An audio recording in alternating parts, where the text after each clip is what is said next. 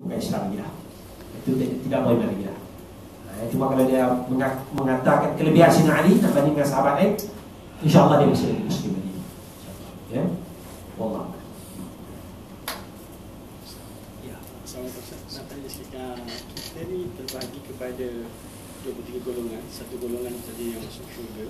So, macam mana dengan 72 golongan tu dan ciri-ciri yang dikatakan satu golongan tu. Dan satu lagi tentang sekarang ni kita ni di orang kata ada sebahagian itu mengatakan mungkin dikatakan itu Wahabi ataupun macam mana dikata sunnah tu mesti yang macam Ustaz tadi dia mesti yang tulis saja. So yang maudu, yang palsu semua dia tak pakai. So dia kategorikan orang lain yang buat ataupun yang macam ada separuh orang itu macam orang tabligh tu dia membacakan kitab Fadilah Amal tu dikatakan itu semua dipalsu. So dua orang tu yang dikatakan masuk neraka macam mana Ustaz? Baik, payah juga kita nak tentukan ya. Rasulullah dah sebut 73 golongan kitab syiah. 72 masuk neraka, 1 masuk syurga. Itu hadis tu clear lah. Cuma siapa yang satu tu?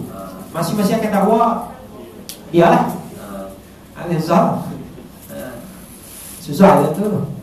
Kita hari ni kita lah kan. Bukan kita dia lah. Jadi kita ambil ciri lah. Kita tak payah hukum lah siapa. Cuma kita tengok ciri-ciri lah.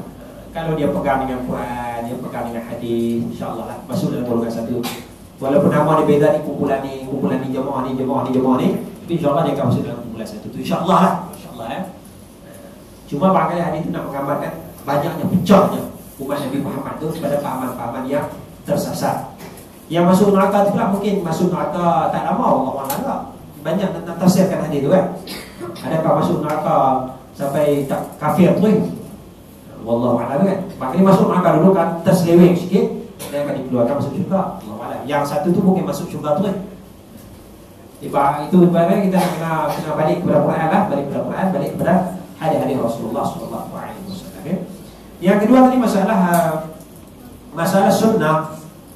Kemudian masalah bid'ah ni, masalah nak menghukum orang tu jadi satu masalah juga ya. Jadi kalau kita kata kita baca jemaah tabligh nak kata semua sesat, itu payah tu. Saya tak berani nak hukum.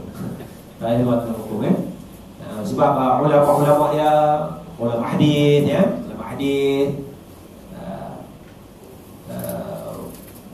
kalau kita nak mengaji hadis pun kita kena pergi jemaah tabligh juga. Tempat kita kena pergi Muslim Talik. Itu tempat baca hadis. Kan? Nak baca Sahih Bukhari, nak baca Sahih Muslim, Sunan Tirmizi. Nanti betul.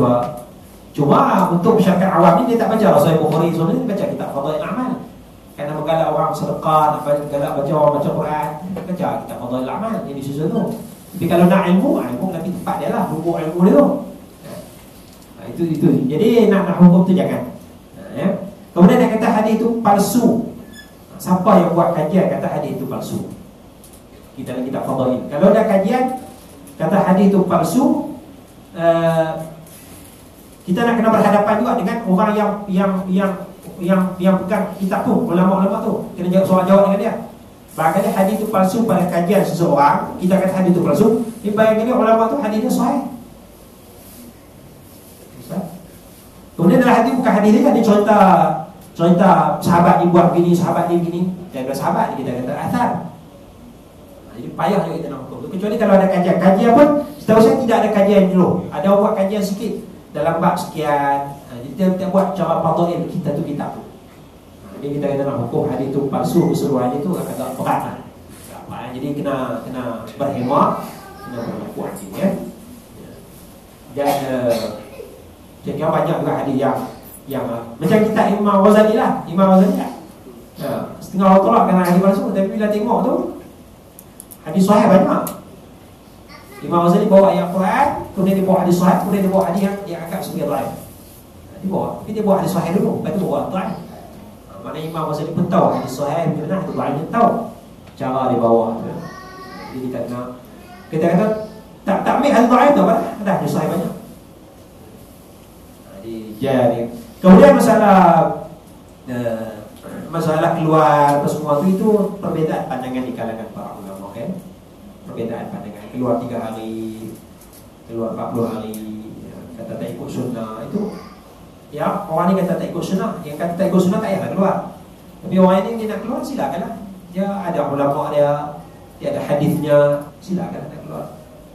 3 hari ke, 40 hari ke, 4 bulan ke. Dengan syarat tak ahli keluarga tak terabai. Kan? Bukan kita keluar 3 hari, keluar sehari pun anak di rumah tak makan.